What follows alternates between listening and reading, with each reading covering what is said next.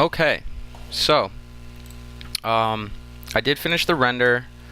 I'm going to go ahead and pull it up for you right now, and this is what it turned out to be.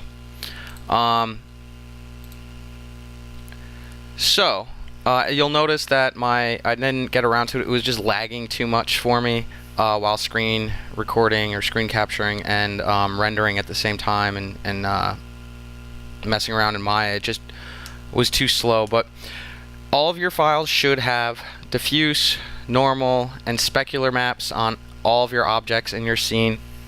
6 objects. The wall, ceiling, and floor count as 1 object, so that would be 1, 2, 3, 4, 5, and then 1 more. I do accept if you have a more complicated object, such as, let's just say, like this nightstand here.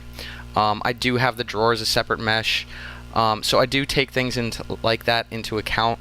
But to be safe, if you're not sure, just go ahead and make sure that you model enough objects in your scene. If I were to start to include more things, I'd include maybe like a painting on the wall, some surgical utensils over here, like a scalpel or scissors or something, and I would start to fill the scene out more. But just as an example, this is to get you started. Another thing, so make sure you have 3 renders. Pick the best composition you think for your scene, and then go ahead also and on those same angles, turn shading and wireframe on shaded on, and then just do a screenshot of it. In my case, I have dual monitors, so I press function, and I'm using a laptop, so I use function, alt, and print screen. So alt print screen should do that, but otherwise sometimes you need to hold the function key or whatever. So then in Photoshop, this was me playing around with one of my specular maps. File new. It should hold the same 1440 by 900, create, paste it in there, and then just go ahead and submit it. You could crop it if you'd like to. You could just run the crop on here and then just crop it to fit if you'd like, and then go ahead and save that image out into your folder. Alright, and I could even bring this in just a bit more. You don't have to do that. I don't mind if it's the entire Maya scene or whatever, so you're fine there. So then go ahead and save that out, and I'm just going to call this screenshot 2 because I know it's the second render angle that I took, and this one I'm going to save as a JPEG, and I have render 1, render 2, and then screenshot 2 here. Okay, save, maximum settings, and okay. Now, the other thing is, so make sure in your folder that you're submitting, be sure to include all of your texture maps, so your diffuse maps, your normal maps, your specular maps, for each one of your objects. Also include your Maya scene. You can include more than one Maya scene if you have multiple saves or something. Just make sure you include them. And then you're going to have 3 renders and 3 screenshots. So I only have 2 in here, but so here's one and here's another. So just to give you an idea what we're looking for here. So anyway, and then I have my screenshot. So try to remember, make sure actually that you take your screenshot of your wireframe on shaded at the same angle of which you took the render from, so I can see what the topology looks like. Other than that, that's about it. This IV stand consists of many objects, by the way. The bag itself, then this cord here wrapping around, the stand, the base, the wheels. So it's many objects. So I am lenient on things like that, but just to be sure, make sure that you include at least 6 objects in your scene. Floor, ceiling, walls, all are 1 object. Because they're just polyplanes, you really don't have to model them, but you do need to texture them. So make sure everything's in your scene is textured. Make sure everything is has diffuse, normal, and specular. Arnold renderer works great. And wireframe unshaded, and then your file, and then everything else. After that, when you have everything in your folder that you need, I want you to zip it. So, kind of reminds me of Austin Powers. Exhibit A. Alright, so right click on your folder and then go to send to compressed zip folder, and it'll compress everything for you. If you have Windows or what is it called, 7-zip. 7-zip works a little bit better than the default. Well, some Windows machines come with 7-zip default. I had to install it on mine. But you can also just do it this way too. So it's gonna compress your folder, submit your zipped folder, make sure everything's in there before you zip it, and then go ahead and upload it.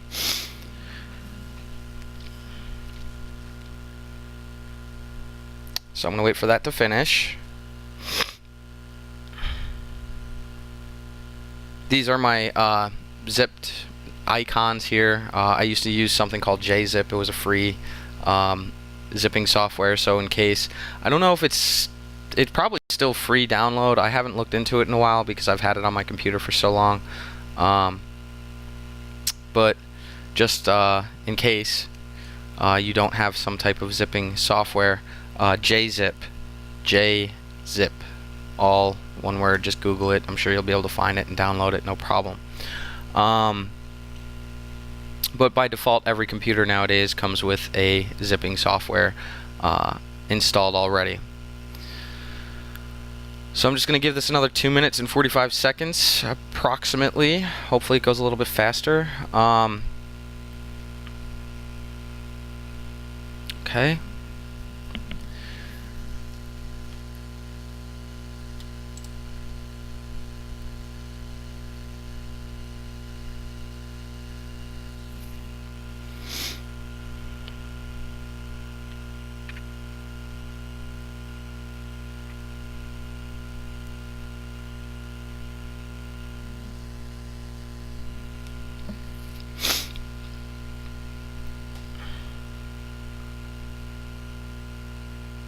Just another moment. I have some allergies, so you'll hear some sniffling on my part.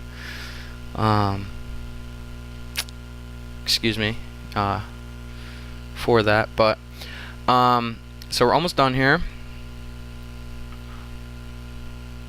and you'll see in just a moment.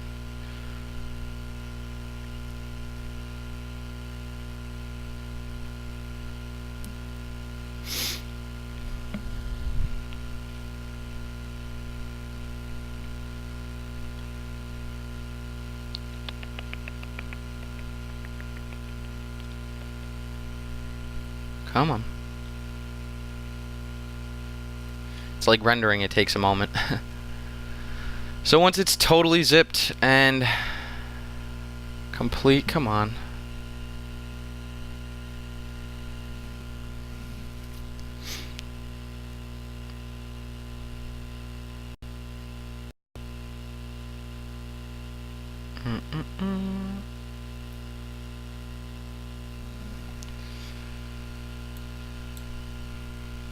Almost done. The screen capture software really slows down my system. Okay, so now that would be my submission. Final Creepy Hospital, or Final Creepy Hospital here, the zipped folder. Be sure to include all of your files in there, and yeah, go ahead and zip it. I'll show you some other things I have by default on here. Send to, let me see, I have 7-zip right here. You would just do add to final creepy hospital.7-zip. 7-zip does do a typically a better compression on your file, so it'll be a smaller file once it zips it. But other than that, should be good to go. So yeah, compressed zip folder. So you can do send to compressed zip folder, or if you have 7-zip, or if you're running a Mac, Mac has its own default zipping software. But yeah, that's about it. And that's the final in a nutshell. So make sure you have all your models completed. And all of your textures completed and your normal maps. The normal maps are really quick and easy. Let me see if I can just pull one up. I can actually do it right on here as a quick refresher. Wow, this is slow. Whew. Whoa. So if you do filter, you would do this obviously on a texture map, and then you would do 3D and generate normal map as a quick refresher.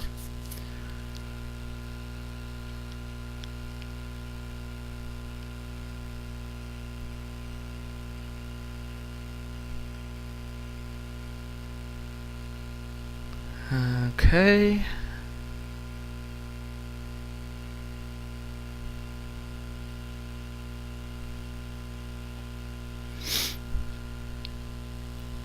Just another minute. This usually pops right up, like no problem.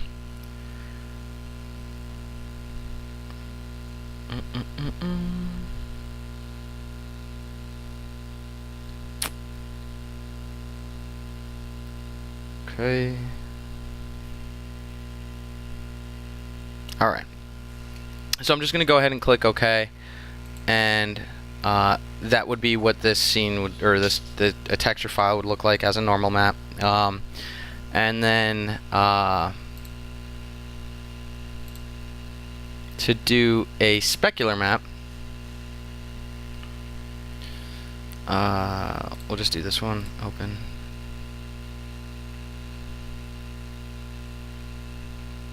All you're gonna do is you can do like an image, adjustments, and then you can start with black and white, and then you can overlay any type of whatever you want on top of it.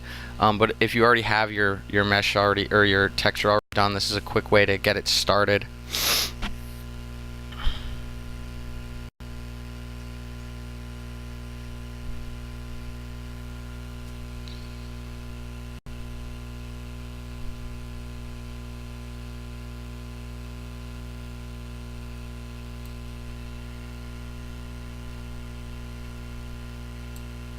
Bring that over.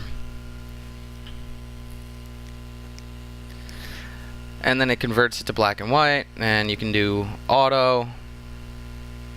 It'll automatically adjust it for you to what Photoshop thinks would be a good black and white type of spec map there. And then press OK, and that's a way to get it started. Other things you can do. So dark means it's not going to give a lot of shine, and light or white means it will. So this is my mattress. Something more metallic, like these are the screws here. Right, oh, if my mouse doesn't lag so much. These are the screws here, so I might want to have that be a little bit more metallic, but I could also do things like create a new layer. Wow, this is slow. Change this to, let's just say, soft light or overlay. Whoa. Not hard light. Hard light's weird. Hold on.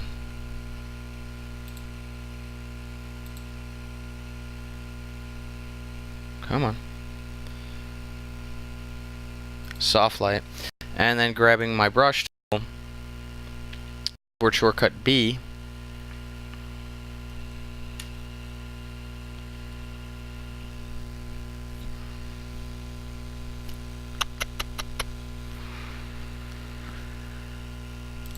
Or not.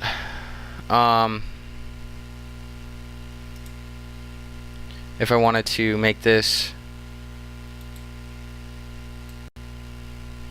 a little bit darker but retain all that information as like the blood stains and the grunge of the dirty mattress are, I could go ahead and run a soft light on here, and then I would probably want the blood to be a little bit more shiny, so that unless it's like really dry blood. It depends if it's wet or dry blood, and because it's soaked in the mattress or whatever.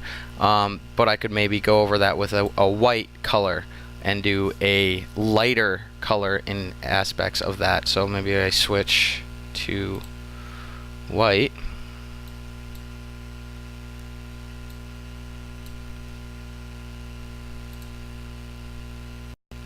Close enough. Okay. Wow, this is slow. And then in here, maybe I want to have this be brighter type of color. And I would typically be a little bit more careful, but I'm not too concerned about it. But you get the idea. So then I could go in and kind of paint in my own specularity using, I like soft light a lot.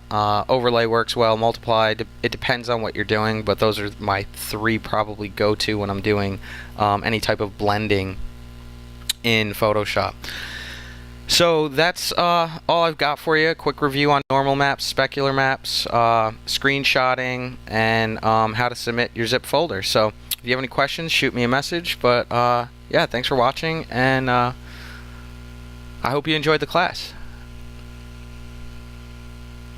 And yeah, I'll be posting videos on YouTube, so if you want to keep following whatever I'm doing, be sure to, I guess, subscribe to my page or whatever, or you can always email me. So thanks again, and yeah, hope you had fun.